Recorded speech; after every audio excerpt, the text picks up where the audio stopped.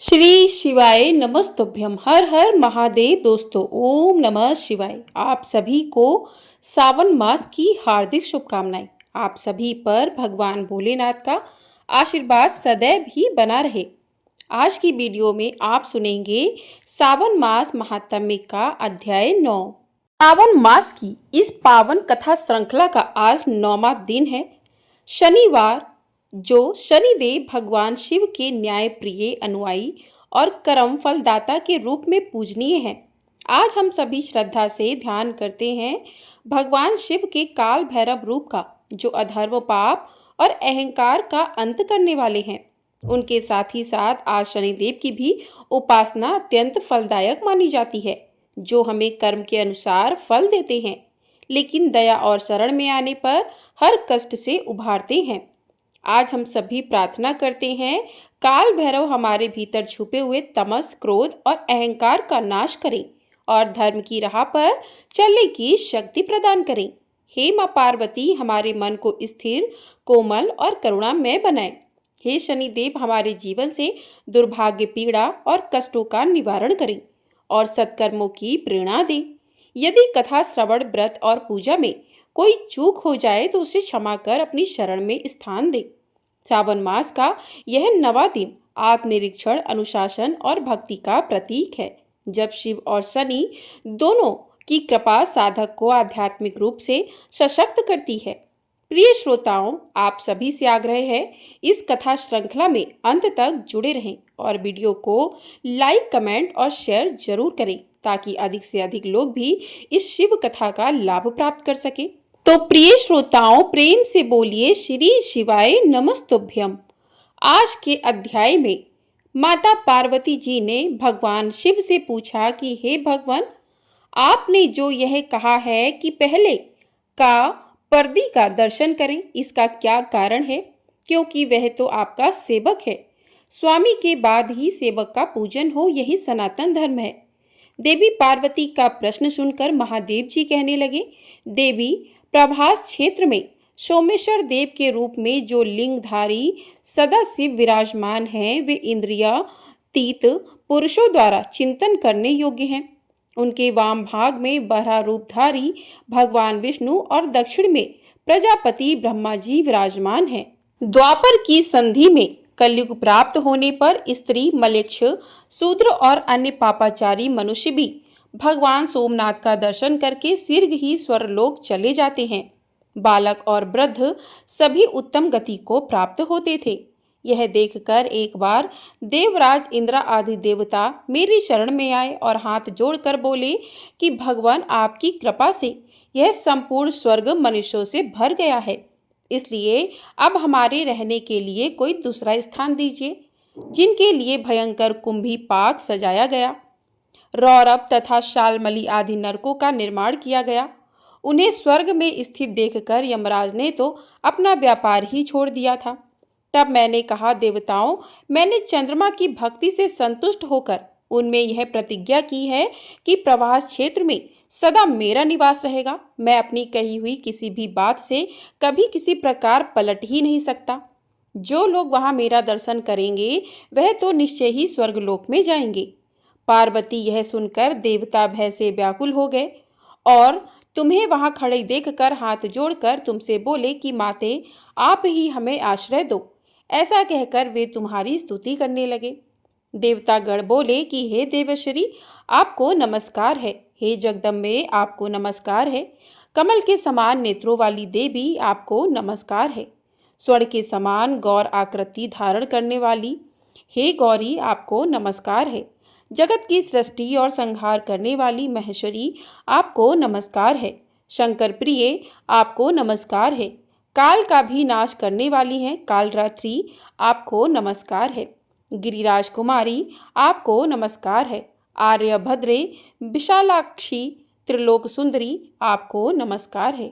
आप ही रति, धति, श्री, स्वाहा, स्वधा, सती, दुर्गा, मति, मेधा, पृथ्वी तथा सर्वस्वरूपा हो। आपने इस संपूर्ण चराचर त्रिलोकी को व्याप्त कर रखा है। नदियों, पर्वत, शिखरों, समुद्रों, गुफाओं, वनों, मंदिरों तथा मुनियों के आश्रमों में भी आप ही विराज रही हो। देवी, तीनों लोकों में ऐसा कोई स्थान मैं नहीं देखता जहां आप विराजमान ना हो। विशाल नेत्रों वाली हे शिव, हमारी यह प्रार्थना सुनकर महान भय से हमें बचाओ। देवी इंद्र आदि देवताओं के इस प्रकार स्तुति करने पर तुम करुणा के वशीभूत होकर हाथ मलने लगी। इससे गजराज के से मुख वाला एक मनोहर कुमार प्रकट हुआ, जिसकी 4 भुजाएं थीं। तब तुमने देवताओं से कहा कि हे देवंगो, मैंने तुम्हारे हित के लिए इस बालक को उत्पन्न किया है। यह मनुष्यों के समक्ष सभी प्रकार के विघ्न उपस्थित करेगा, जिससे मोहग्रस्त होकर वे सोमनाथ का दर्शन नहीं करेंगे और फिर अपने पापों के कारण घोर नरक में जाएंगे। इसके बाद गजानन ने तुमसे विनयपूर्वक पूछा कि माँ, मुझे आज्ञा दो, मैं तुम्हारी क्या सेवा करूं? तब तुमने कहा कि बेटा, तुम प्रवास क्षेत्र में जाओ, जहां सोमेश्वर लिंग के रूप में महादेव जी सदैव निवास करते हैं। वहां रहकर सोमनाथ की रक्षा करो, जिससे मनुष्यों को उनका दर्शन न होने पाए। तुम्हारे इस आदेश से देवी गजानन वहां गए और सदा वहीं स्थित रहकर मनुष्यों के सम्मुख विघ्न उपस्थित करते हैं।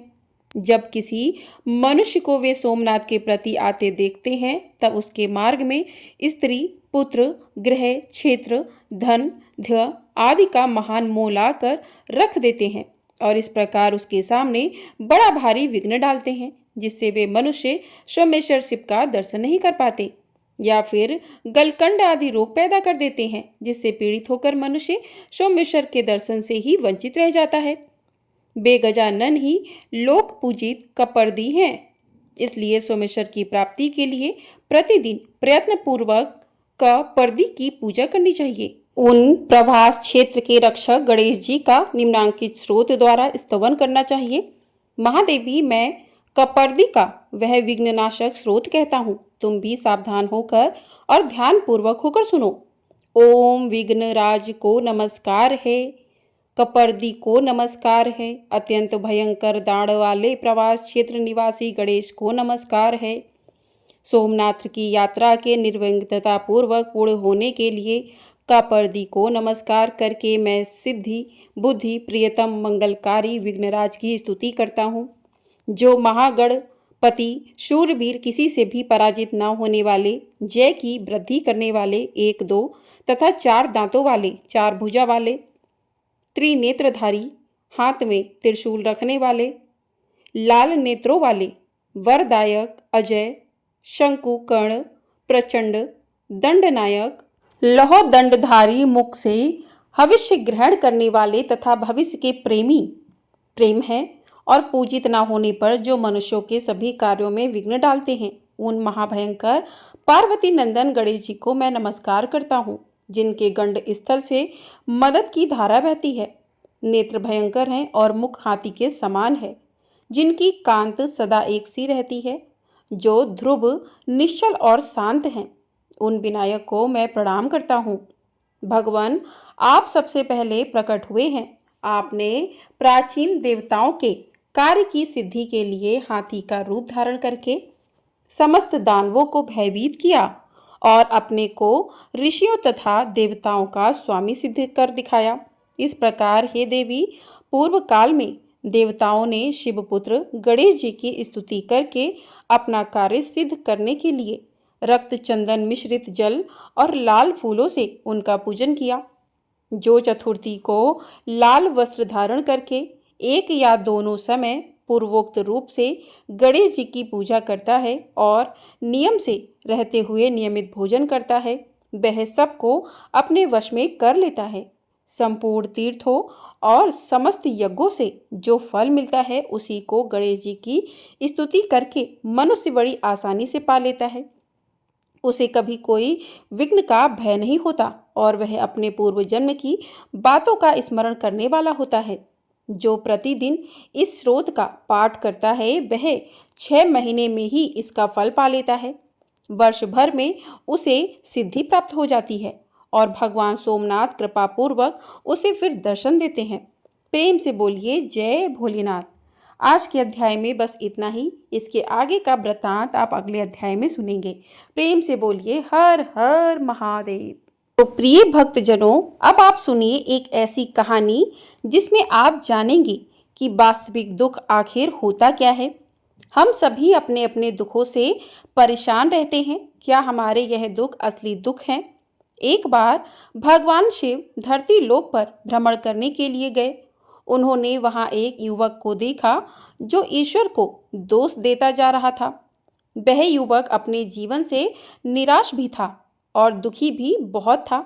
यह सब देखकर भगवान शिव एक महात्मा का रूप धारण करके उस युवक को असली दुख के बारे में ज्ञान देने लगे। वह ज्ञान क्या होता है, वह आज आप इस कथा के माध्यम से जानेंगे। आइए जानते हैं कि असली दुख क्या होता है। तो प्रिय भक्तजनों, अगर आप यह कथा सुन रहे हैं तो पूरा जरूर सुनिएगा। अगर आप भगवान शिव के सच्चे भक्त हैं तो आप इस कथा को अधूरा ना छोड़िएगा। आप भगवान शिव का अनादर करेंगे यदि आप कथा को अधूरा छोड़ते हैं। सुख और दुख एक ही सिक्के के दो पहलू होते हैं। सुख और दुख हमारे जीवन में लगातार आते ही रहते हैं। दोनों हमारे जीवन में स्थायी रूप से कभी ठहर नहीं सकते। हमें लगता है कि हमारे जीवन में हजारों समस्याएं हैं, हजारों दुख हैं, लेकिन अगर आप वास्तविक तौर पर देखें, अगर आप इस बात को अच्छी तरह से समझें तो आप यह आसानी से समझ पाएंगे कि हमारे जीवन में केवल एक ही दुख होता है। और वह कौन सा दुख होता है, उस दुख का निवारण क्या है, उस दुख को दूर कैसे किया जा सकता है, उस दुख को दूर करने का समाधान आखिर क्या है। आज की इस कथा के माध्यम से हम सब यही जानेंगे। एक समय की बात है, एक गांव में एक व्यक्ति रहता था जिसका नाम हरिहर था। वह बड़ा आलसी और अपने जीवन से वह बहुत निराश था। उसका यह कारण था कि उसने अभी तक अपने जीवन में कभी कुछ भी प्राप्त नहीं किया। वह आलसी निकम्मा तो था ही, साथ ही कुछ भी नहीं करता और उसके घर वाले भी इस बात से बड़े ही परेशान रहते थे। चाहते थे कि वह बाहर जाकर कुछ कमाए, कुछ अच्छा काम करे, कोई अच्छी नौकरी करे, लेकिन वह अपने परिवार वालों की एक नहीं सुनता था। उसके घर वाले दूसरों का उदाहरण देकर उसे ताना भी मारा करते थे। उसे कभी तरह तरह की बातें समझाते, लेकिन उसे कोई फर्क ही नहीं पड़ता था, जबकि उसके साथ के सारे मित्र सफल हो चुके थे। अपनेपन जीवन में कोई व्यापार कर रहा था, कोई अच्छी नौकरी कर रहा था। सब कोई अपने पने में जीवन में व्यस्त थे और मस्त थे, जिस कारण जब भी वे लोग उससे मिलने तो वह लोग अपनी बढ़ चढ़कर बड़ाई भी किया करते थे। हरिहर कुछ करता तो था नहीं, जिस कारण जब भी कोई उसे उसके बारे में पूछता कि भाई क्या कर रहे हो, अब वह कुछ करता तो था ही नहीं, तो हमेशा सबसे एक ही बात करता था कि मैं कोशिश कर रहा हूँ। लेकिन उसकी कोशिशों का कोई भी फल किसी को नजर ही नहीं आ रहा था। देखते ही देखते अब ऐसा समय आ चुका था कि वह अब सबसे मुंह छुपाता रहता, ताकि कहीं कोई यह ना पूछ ले कि तुम क्या करते हो, जिस कारण वह कभी भी अब किसी के सामने नहीं आता था। सबके सामने आने से कतराने लगा था। धीरे धीरे उसका मन दुखी रहने लगा। अब वह बहुत निराश रहने लगा। कभी कभी उसे लगता मानो वह इस धरती पर बोझ हो। इस कारण वह अपने आप को बहुत अकेला महसूस करता। एक दिन तो उसके मन में यह भी विचार आया कि मेरे हाथ में अब कुछ नहीं, मैं क्या कर सकता हूँ। और अकेले बैठकर वह रोता रहा, साथ ही साथ भगवान को भी दोष देता रहा। एक दिन छुपता छुपाता वह घर से निकलकर कहीं जा रहा था। तभी उसने रास्ते में क्या देखा कि एक महात्मा लोगों को प्रवचन दे रहे हैं और वह प्रवचन में दुख की ही बातें कर रहे हैं। हरिहर भी अपना मुंह छुपाकर वहीं पर खड़ा हो गया। मुंह इसलिए छुपाया ताकि उसे कोई पहचान ना ले, और चुपचाप वह उन महात्मा की बातें सुनने लगा। महात्मा जी सभी को प्रवचन में कह रहे थे कि दुख हमारा सबसे बड़ा साथी है और दुख ही हमें अपने जीवन के बारे में समझाता है, हमें सही जीने का तरीका बताता है। यह बिल्कुल हमारे गुरु की तरह होता है। इस दुख से हमें सीखना चाहिए। आप चाहें तो अपने जीवन में भी अपने दुखों को अपना गुरु बना सकते हो, उन दुखों से सीख सकते हो, या फिर आप चाहें तो अपने दुखों पर बैठकर सिर्फ रो सकते हो, लेकिन रोने से आपको कोई लाभ नहीं मिलने वाला, बल्कि ऐसा करने से आप दिन पे दिन कमजोर होते जाएंगे, निराश होते जाएंगे। हरिहर छुप छुप कर उन महात्मा की बातें सुन रहा था। जैसे ही उनका प्रवचन समाप्त हुआ, हरिहर तुरंत उन महात्मा जी के पास पहुंच गया और कहने लगा कि हे महात्मा, अभी अभी आप कुछ देर पहले दुख को गुरु बता रहे थे। आप कह रहे थे कि दुखों से हमें सीखना चाहिए, हमें उन्हें अपना गुरु बना लेना चाहिए। तो हे मुनिवर, हे गुरुवर, मैं भी तो अपने दुखों से बहुत परेशान हूँ। यहाँ तक कि मैं तो अपने जीवन से भी परेशान हूँ। मैंने अब तक जो दुख झेले हैं, मुझे तो कभी ऐसा नहीं लगा कि मेरे दुख मुझे क्या सिखा रहे हैं, बल्कि मुझे तो हमेशा से यही लगा कि यह दुख मुझे पीड़ा दे रहे हैं। दुख की पीड़ा बहुत भयंकर होती है। ऐसा लगता है कि अब इसके बाद हमारा जीवन ही समाप्त हो जाएगा। इसके बाद हमें कुछ भी नहीं मिलने वाला। यहाँ तक कि हमें मृत्यु भी उसके सामने कम लगने लगती है। जब लोग ताना मारते हैं, जब लोग यह कहते हैं कि तुम क्या कर रहे हो, तो मन को बड़ी ठेस पहुँचती है। और हे महात्मा, मैं उनसे कुछ भी नहीं कह पाता हूँ। हरिहर की बातों को सुनकर, उसके दुख को जानकर महात्मा जी कहने लगे, बेटा तुम्हें क्या दुख है और तुम अपने दुख के बारे में ऐसी बातें क्यों कह रहे हो। तब हरिहर ने अपने ऊपर बीती हुई सारी बातें उन महात्मा जी को बता दी और कहने लगा कि हे महात्मा जी, क्या आपके पास मेरे दुख का कोई समाधान है। हरिहर की बातें सुनकर महात्मा जी मुस्कुराए और कहने लगे, बेटा जब तुम्हारे जीवन में असली दुख आए तब तुम मेरे पास आ जाना, मैं तुम्हारे दुख का समाधान अवश्य बताऊंगा। उन महात्मा जी की बातें सुनकर अब हरिहर अचरज में पड़ गया, हैरान रह गया। उसे यह समझ नहीं आ रहा था कि क्या उसने अब तक जो दुख झेले हैं वह असली दुख नहीं है। उसने अब तक जो भी पीड़ा झेली है, जो भी परेशानियां उठाई हैं, लोगों के जो ताने सहे हैं, क्या यह असली दुख नहीं है। अब वह मन ही मन अपने आप से कहने लगा कि जब मेरे अपने ही मुझे नहीं समझ पाए तो भला यह महात्मा जी मुझे क्या समझेंगे। ऐसा सोचकर हरिहर वहां से चला आया। वह अपनी घर की ओर आ गया। अब हरिहर लोगों के ताने सुन सुनकर बहुत थक चुका था। वह बहुत निराश हो चुका था, जिस कारण उसने निर्णय लिया कि वह अब कुछ करके दिखाएगा। फिर उसने अपने पिता से थोड़े से रुपए लिए और उन रुपयों से उसने एक व्यापार शुरू किया। उसके पिता यह सब देखकर बड़े खुश हुए कि चलो कम से कम मेरा बेटा कुछ करने का प्रयास तो कर रहा है। लेकिन अफसोस कि उसे व्यापार में कोई सफलता नहीं मिल रही थी, जिस कारण वह बहुत ही हताश हो चुका था, निराश हो चुका था। हरिहर को अब यह समझ में नहीं आ रहा था कि वह क्या करे, किस तरह से अपने व्यापार को आगे बढ़ाए। तभी उसके पिता ने उससे कहा कि बेटा कोई बात नहीं, इसी तरह से प्रयास करते रहो, आज नहीं तो कल सफलता अवश्य मिल जाएगी। हरिहर ने अपने पिता की बात मानी। पहली बार उसे अपने परिजनों की, अपने पिता की कोई बात बुरी नहीं लगी। हरिहर अब अपने व्यापार में और भी कड़ी मेहनत करने लगा। उसकी मेहनत रंग लाने लगी और धीरे धीरे उसे अब सफलता मिलने लगी। फिर उसने रफ्तार पकड़ ली। देखते ही देखते केवल 2 साल के ही अंदर वह एक बहुत बड़ा व्यापारी बन गया। अब उसके पास धन दौलत की कोई कमी नहीं थी। जो लोग पहले उसे आलसी हरिहर को नापसंद किया करते थे, अब वे उसके आगे पीछे घूमने लगे, उसे पसंद करने लगे, उसकी चिंता करते थे, उसके कामों की सराहना करते थे। उसके माता पिता भी अब अपने बेटे से बहुत खुश थे और वे उसकी दिन रात की सफलता से भी अत्यंत प्रसन्न थे।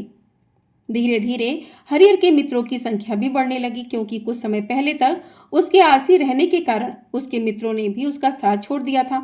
यह बात सच है कि जब कोई अपने जीवन में कुछ भी नहीं कर आलसी रहता है या कभी आगे बढ़ने की कोशिश नहीं करता, तो धीरे धीरे हर कोई उसका साथ छोड़ने लगता है।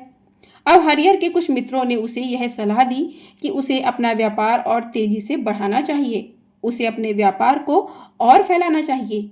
और जब आज तुम केवल इस नगर के सबसे बड़े व्यापारी हो, तब तुम इतना खुश हो। तो मित्र कहने लगे कि सोचो, तुम्हारे साथ बहुत सारे लोग हैं। अगर तुम इस राज्य के सबसे बड़े व्यापारी बन जाओगे, तब सोचो तुम्हारे यहाँ पर लोगों की भीड़ लग जाएगी। तुमसे मिलने के लिए लोग समय निकालेंगे। तुमसे मिलने के लिए यहाँ तक कि इस राज्य का राजा भी तुमसे मिलना पसंद करेगा, तुम्हारी तारीफ करेगा। और कभी ऐसी जरूरत आ पड़ी तो वह तुमसे धन भी उधार लेने के लिए अवश्य आएगा। हरिहर को अपने मित्रों की यह बात बड़ी पसंद आई। उसने सोचा कि मेरे मित्र सही कह रहे हैं, मुझे अपने व्यापार को और बड़ा करना चाहिए और अधिक फैलाना चाहिए।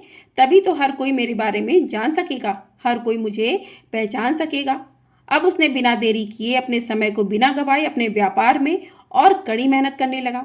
लेकिन अब की बार उसके मन में धैर्य नहीं था, जिस कारण उसने कुछ गलत कदम भी उठाए ताकि उसका व्यापार जल्दी से जल्दी और बड़ा हो जाए। उसने कई लोगों से अधिक मात्रा में धन उधार ले लिया, जिससे उसके ऊपर अब कर्जा बहुत अधिक बढ़ चुका था। इतना ही नहीं, वह यहीं पर नहीं रुका, बल्कि उसने अधिक धन कमाने के लालच में, अपने व्यापार को फैलाने के लालच में, अधिक से अधिक फायदा कमाने के चक्कर में अपने माल की गुणवत्ता को भी खराब कर दिया। जिन भी वस्तुओं का वह व्यापार करता था, अब उन वस्तुओं में वह बात नहीं रही थी जो पहले हुआ करती थी। लेकिन वह तो अपने मित्रों की बात सुनता रहा।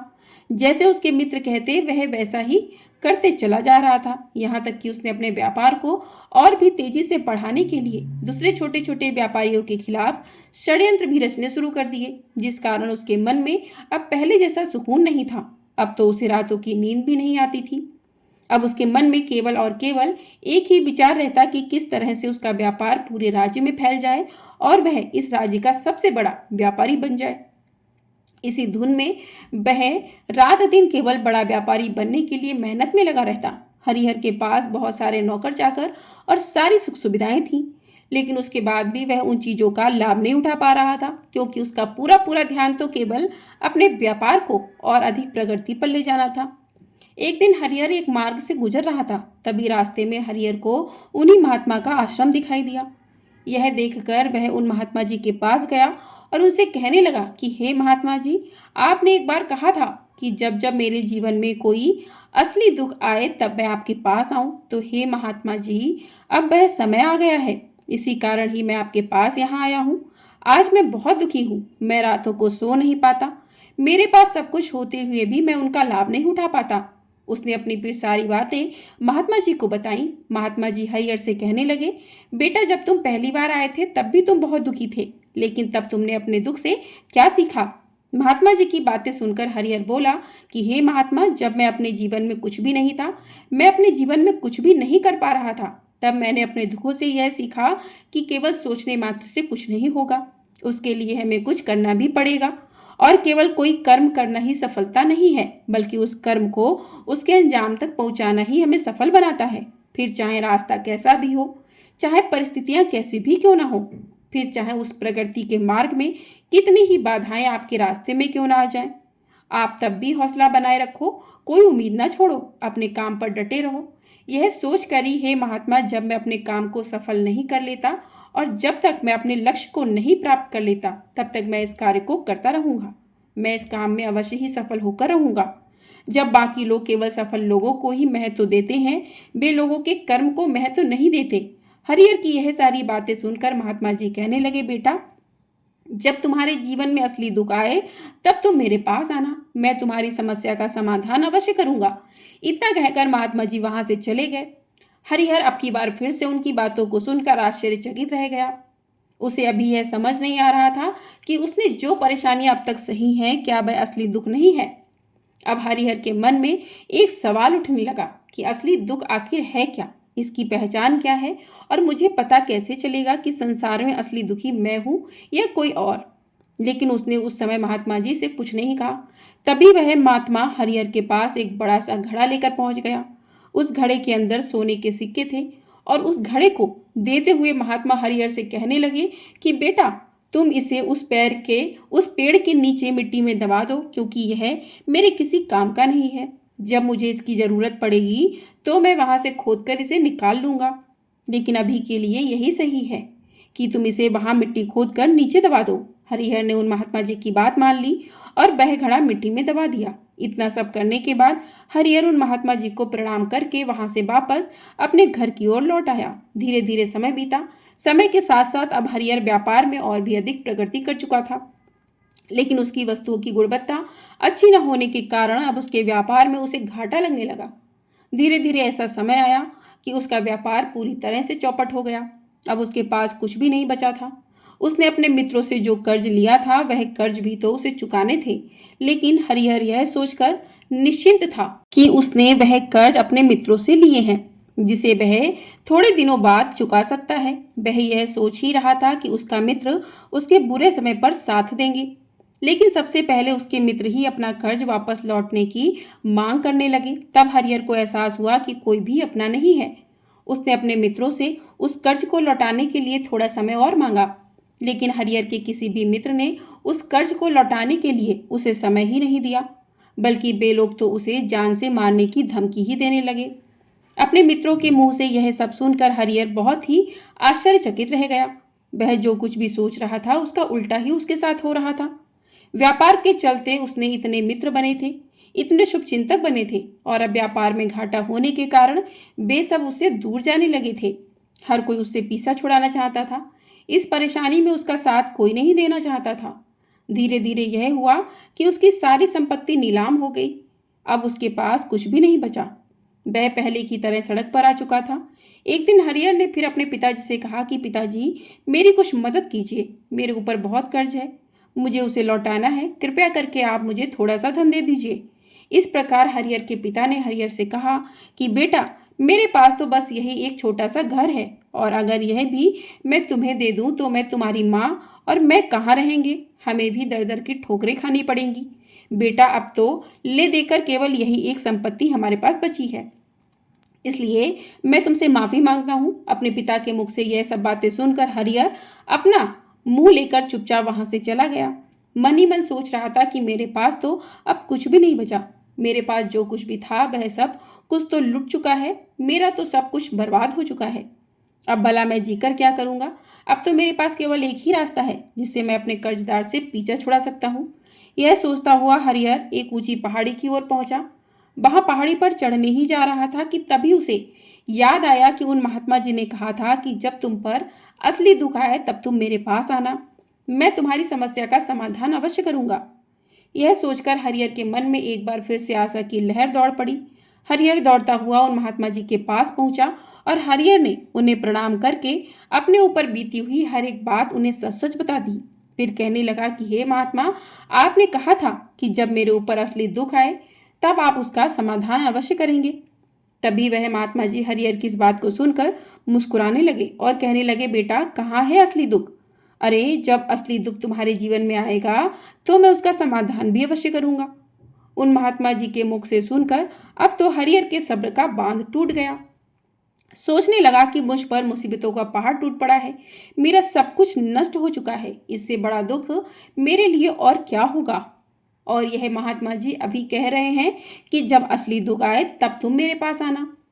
तब उसने उन महात्मा जी से कहा, महात्मा जी, क्या मैंने आज तक जो दुख झेला है, जो भी तकलीफें देखी हैं, जो भी परेशानियां उठाई हैं, क्या यह दुख नहीं है? क्या इसे दुख नहीं कहते? तब वह महात्मा हरिहर से कहने लगे कि बेटा, अब पहले तुम मुझे यह बताओ कि तुमने अपने दुखों से क्या सीखा। तब हरिहर ने उन्हें बताया, महात्मा, मैंने तो बस यही सीखा है कि जो लोग तुम्हारी तरक्की में तुम्हारा पीछा करते हैं, तुम्हारे आगे पीछे घूमते हैं, वो लोग अवश्य ही समय आने पर तुम्हें धोखा देंगे, क्योंकि ऐसे लोग बुरे समय पर तुम्हारा साथ बिल्कुल नहीं देने वाले, बल्कि तुम्हारा फायदा ही उठाने का वे प्रयास करेंगे। इसलिए ऐसे लोगों पर भरोसा बिल्कुल ना करें, बल्कि जो लोग तुम्हारी असफलता के समय पर, तुम्हारे बुरे समय पर भी तुम्हारे साथ खड़े हुए हैं, वही तुम्हारे असली मित्र हैं। वही केवल तुम्हारे साथ सदैव रह सकते हैं, और ऐसे लोग बहुत कम मिलते हैं, और जिन्हें भी ऐसे लोग मिलते हैं उन्हें हमेशा उनकी कद्र करनी चाहिए कि जब तुम कोई काम कर रहे हो तो उसे पूरी ईमानदारी से करो, धैर्य रखो, लालच बिल्कुल भी मत करो, क्योंकि ऐसा करने से तुम्हारे ही साथ बुरा होगा और तुम्हें हमेशा नुकसान ही उठाना पड़ेगा। हरिहर की यह बातें सुनकर महात्मा जी ने उस घड़े के पास ले गए जहां उस घड़े को उन्होंने मिट्टी में दबाया था। अब महात्मा जी उस मिट्टी को खोदने लगे और उस घड़े को हरिहर के हाथ में थमाते हुए उन्होंने हरिहर से कहा, बेटा, यह लो, अभी तुम इसे अपना काम चलाओ, और जब तुम्हारे जीवन में असली दुख आए तब तुम मेरे पास आना, मैं उसका समाधान अवश्य करूंगा। हरिहर अब बड़ी अचरज में पड़ गया। उसे अब बिल्कुल समझ नहीं आ रहा था कि आखिरकार यह असली दुख है क्या। लेकिन उसने अपने हाथों में पकड़े उस घड़े को देखा जिसके अंदर सोने के सिक्के पड़े हुए थे। यह देखकर उसने मन ही मन लगा कि चलो, अब तो थोड़ी सी राहत अवश्य ही हो जाएगी और मैं अपने मित्रों का वह कर्ज भी लौटा सकूंगा और एक नया व्यापार भी फिर से आरंभ कर सकूंगा। यह सोचते ही हरिहर ने उन साधु महात्मा को प्रणाम किया, उनका धन्यवाद किया और वहां से खुशी खुशी चल पड़ा। फिर हरिहर ने उन सोने के सिक्कों से सभी का कर्ज लौटा दिया। अपने लिए उसने एक बार फिर से नया व्यापार खड़ा किया। व्यापार छोटा था, लेकिन अब की बार हरिहर बहुत खुश था। उसने अपने व्यापार पर काम किया और देखते ही देखते एक बार फिर से वह एक बड़ा व्यापारी बन गया। लेकिन अब की बार वह बहुत खुश था।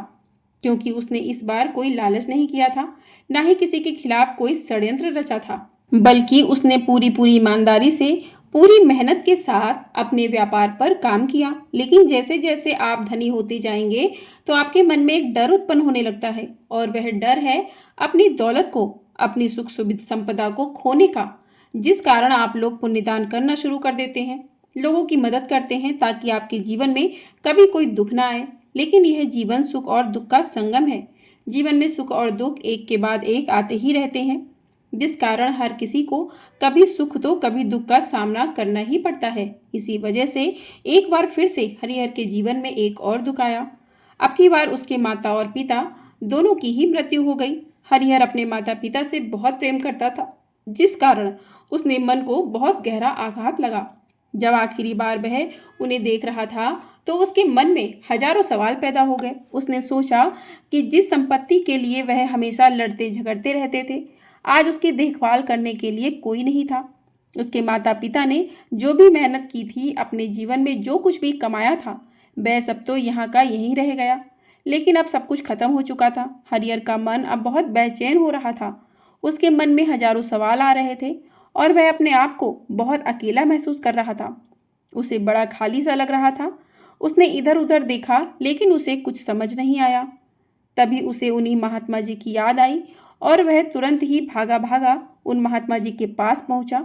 उसे देखते ही उन महात्मा ने हरिहर से पूछा, क्या बात है बेटा, क्या फिर से कोई दुख पड़ा है? तब हरिहर ने कहा, नहीं गुरुदेव, अब तो सब ठीक है, लेकिन आज मेरे माता पिता की मृत्यु हो गई और मैं बहुत अकेला महसूस कर रहा हूँ। इस समय मैं बहुत दुखी हूँ। महात्मा ने हरिहर से कहा, बेटा, इसमें दुखी होने वाली बात क्या है? यह तो जीवन है। यहाँ कोई भी रहने नहीं आया, ना ही कोई यहाँ पर सदा रहेगा।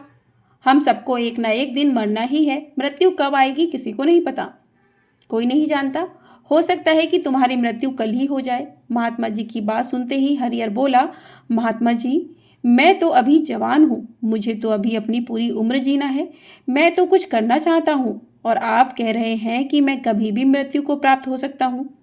तब महात्मा जी ने कहा कि मृत्यु कभी किसी की उम्र देखकर नहीं आती, ना ही किसी को बताकर आती है। यह सारी बातें सुनकर हरिहर और भी ज्यादा बेचैन हो गया। फिर वह चुपचाप वहां से चला गया। उसके मन का वह खालीपन, वह दुख अभी भी वैसे का वैसे ही था। हरिहर को अपने माता पिता के बिना बड़ा अकेला महसूस हो रहा था। अब उसके बाद उसका मन भी अपने व्यापार में नहीं लग रहा था। जब भी वह कोई काम करने लगता तो उसके मन में ढेरों प्रश्न उठने लगते कि वह क्या कर रहा है, क्यों कर रहा है, फिर उसने इस काम को करा ही क्यों। उसके मन में अब एक और प्रश्न आने लगा कि क्या हम यहाँ पर केवल इसलिए आते हैं कि इस जीवन को भोगें और फिर एक दिन मृत्यु को प्राप्त हो जाए? जीवन का असली मतलब क्या है? उसने इस बात को कई विद्वानों से पूछा, अपनी तरफ से जो कुछ भी संभव हो सकता था खोजबीन की, लेकिन उसे कोई भी संतोषपूर्ण जवाब नहीं मिल पा रहा था। और जब उसे कोई जवाब नहीं मिला, उसका दुख और भी बढ़ गया, जिस कारण उसके मन की बेचैनी और भी बढ़ चुकी थी। उसे नहीं समझ आ रहा था कि वह क्या करे, कहाँ जाए, किससे पूछे। तभी उसे फिर से उन महात्मा जी की याद आई।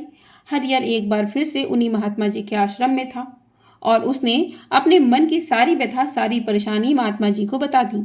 और अब की बार महात्मा जी ने हरिहर से कहा, बेटा, आज पहली बार तुम्हारे जीवन में असली दुख आया है, जिसे हम दुख कह सकते हैं, और जो वास्तव में दुख कहलाने लायक है, कि हमें नहीं पता कि हम क्या कर रहे हैं, कहाँ जा रहे हैं, क्यों जा रहे हैं, यह कौन है, क्या है, हम आखिर करना क्या चाहते हैं।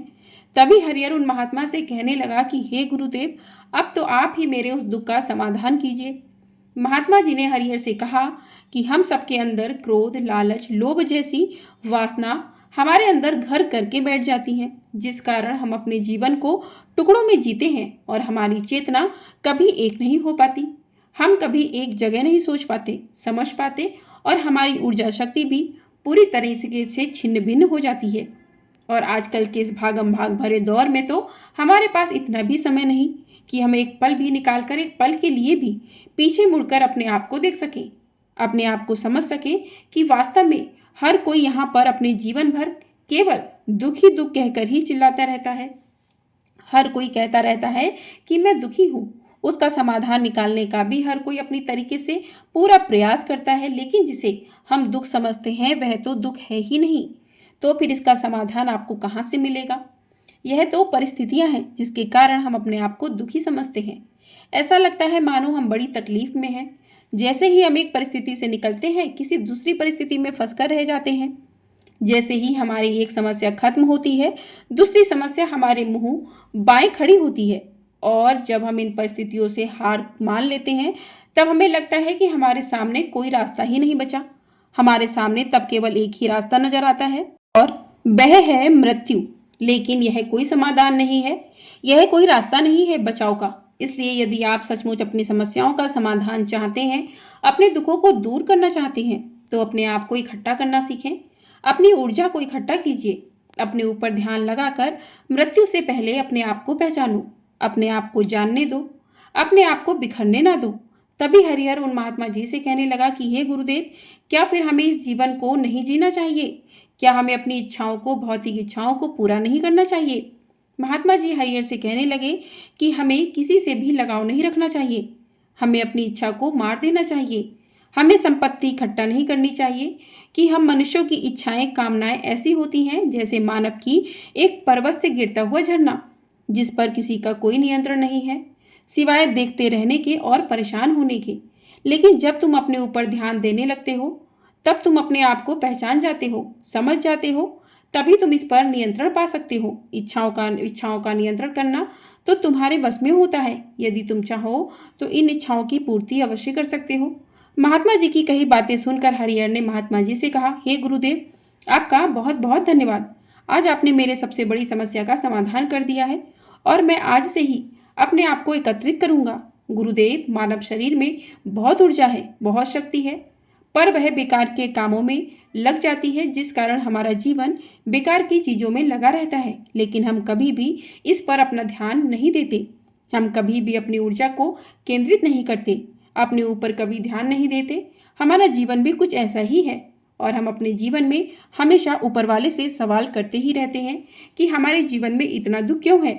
हम सभी के मन में यह सवाल अवश्य ही उठता है, और इसका जवाब है कि वो ईश्वर, वो भगवान यह चाहता है कि हम अपने जीवन के अंतिम दुख तक पहुंच सकें, उस दुख की गहराई तक पहुंच सकें, जहां पर हमें यह पता चल सके कि हमने तो अभी तक अपने आप को जाना ही नहीं, अपने आप को पहचाना ही नहीं। मानव शरीर के अंदर जो ऊर्जा है, जो शक्ति है, उसके बारे में हम अभी तक नहीं जानते। हम अपने आप को चाहें तो एकत्रित कर सकते हैं, अपनी इच्छाओं पर नियंत्रण पा सकते हैं, लेकिन हम अपनी इस ऊर्जा को व्यर्थ की चीज़ों में लगा देते हैं, जिस कारण हम अपने आप को कभी नहीं पहचान पाते। अगर आपके जीवन में कभी कोई समस्या आए, तो सबसे पहले ध्यान लगाकर आप अपनी समस्याओं की जड़ को पहचानिए। आप अपनी समस्याओं के अंदर ही उनका समाधान भी ढूंढ निकालेंगे। तो ये थी आज की कथा। तो प्रिय श्रोताओं, आपको आज की कथा पसंद आई है तो वीडियो को लाइक, चैनल को सब्सक्राइब भी अवश्य कर दीजिएगा। आपको हमारे चैनल पर इसी प्रकार से सावन मास की कथाएं प्रतिदिन सुनाई जा रही हैं। सावन मास महात्म्य के अध्याय सुनाए जा रहे हैं, तो इन अध्यायों को सुनने के लिए चैनल को सब्सक्राइब कर लीजिए। आपको हमारे चैनल पर एकादशी कब है, इसकी वीडियो भी मिल जाएगी, और एकादशी की संपूर्ण कथा भी सुनाई जाएगी। तो चैनल को सब्सक्राइब करके ढेर सारा प्यार अपना अवश्य दीजिएगा। प्रेम से बोलिए हर हर महादेव। श्री शिवाय नमस्तुभ्यम।